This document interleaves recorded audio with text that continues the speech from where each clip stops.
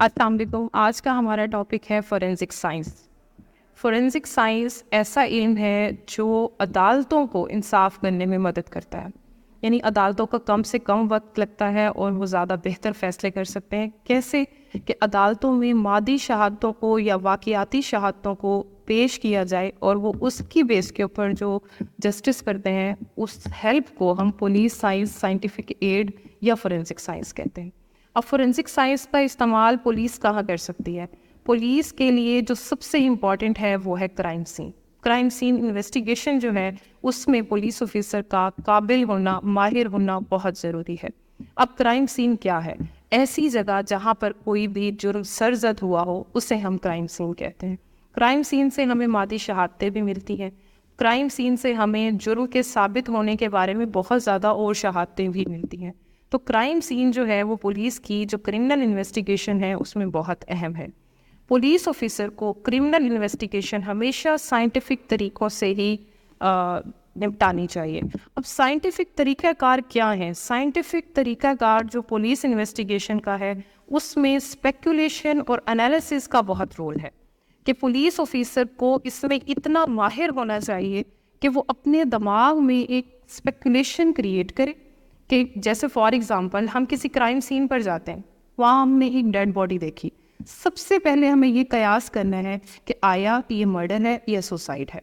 اب میں نے اپنے مائنڈ میں یہ اسیس کر لیا, یہ میں نے اسپیکولیشن رکھ لی اور پھر میں نے ان ایویڈنسز کو اس طرح سے دیکھا, ایویڈنسز دیکھی وہاں پر کہ میں نے یہ اسیس کر لیا ہے کہ یہ مرڈر ہی ہے.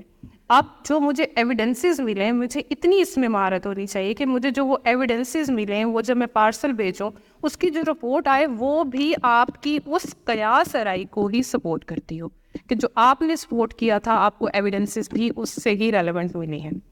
اس کے لیے دیکھیں ہم کرائم جو تفتیش ہے اس کا بیسیکلی مقصد کیا ہے؟ حقائق کی تلاش. حقائق کی تلاش کر کے ہم جرم یا ملزم تک پہنچتے ہیں. اب حقائق کی تلاش کے لیے ہمیں کیا ضروری ہوتی ہیں؟ معلومات ضروری ہوتی ہیں. معلومات ہمیں کن سے ملتی ہیں؟ اور معلومات ہمیں ملتی ہیں مجرم سے, گواہ سے اور کرائم سین سے. جب آپ انویسٹیگیشن ہم کرتے ہیں تو مجرم سے ہمیں یہ زیادہ سے زیادہ جو انفارمیشن ملتی ہے وہ 10% ملتی ہے. گواہ سے جو ہمیں ہیلپ ملتی ہے وہ زیادہ سے زیادہ 15% ملتی ہے.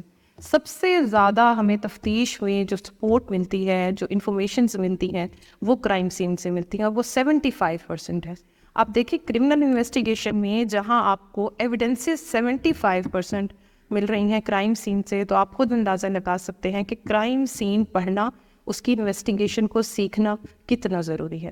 کرائم سین انویسٹیگیشن نے پولیس کے لیے اور عدالتوں کے لیے کام کو بہت آسان کر دیا ہے اور بر وقت کر دیا. جو ایک کرمنل انویسٹیگیشن پہلے سالوں چلتی تھی اب اس کا مہینوں میں ڈیسیژن ہو جاتا ہے اور وہ اتھینٹک طریقے سے ہو جاتا ہے کیونکہ اس کے اندر ہمارے پاس فورینسک کی یا پی ایف ایس اے کی رپورٹس ہوتی ہیں, ہمارے پاس ایک باقاعدہ ایویڈنسز موجود ہوتی ہیں. تو کرائم سین انویسٹیگیشن بہت امپورٹنٹ ہے. اب ہم نے دیکھنا ہے کہ کرائم سین کتنی قسم کے ہوتے ہیں. کرائم سین کی بیسیکلی 3 اقسام ہیں: انڈور کرائم سین, آؤٹ ڈور کرائم سین اور کوئی ایسا وقوع جو کسی گاڑی میں ہوا ہو تو اسے گاڑی کا کرائم سین بھی کہتے ہیں. انڈور کرائم سین میں کمرہ آ سکتا ہے, کوئی بند جگہ آ سکتی ہے. اسی طرح آؤٹ ڈور میں کوئی کھلا میدان آ سکتا ہے, کھیت آ سکتا ہے یا کوئی بھی بڑی جگہ, اسے آپ آؤٹ ڈور کرائم سین کہتے ہیں. گاڑی کا کرائم سین مطلب کوئی مرڈر ہو گیا, کوئی ڈکیتی ہو گئی, کسی گاڑی میں ہو گئی تو وہ گاڑی کا کرائم سین کہلاتا ہے. اس کے بعد ہم دیکھیں گے کرائم سین کے حصے. کرائم سین کے کتنے حصے ہیں؟ کرائم سین کے 2 حصے ہیں, پرائمری کرائم سین اور secondary crime scene. Primary crime scene ہم کہتے ہیں اس جگہ کو جہاں پر کوئی وقوع ہوتا ہے, اور سیکنڈری کرائم سین ہم اسے کہتے ہیں جہاں سے ہمیں اس جرم کے متعلق یا اس وقوع کے متعلق مادی شہادتیں ملتی ہیں. تو آج کے ٹاپک میں ہم نے بیسیکلی یہ دیکھا کہ فورینسک سائنس کیا ہے, کرائم سین کیا ہے, کرائم سین کی اہمیت کیا ہے, کرائم سین کی اقسام کیا ہے اور کرائم سین کے حصے کیا ہیں. Thank you so much.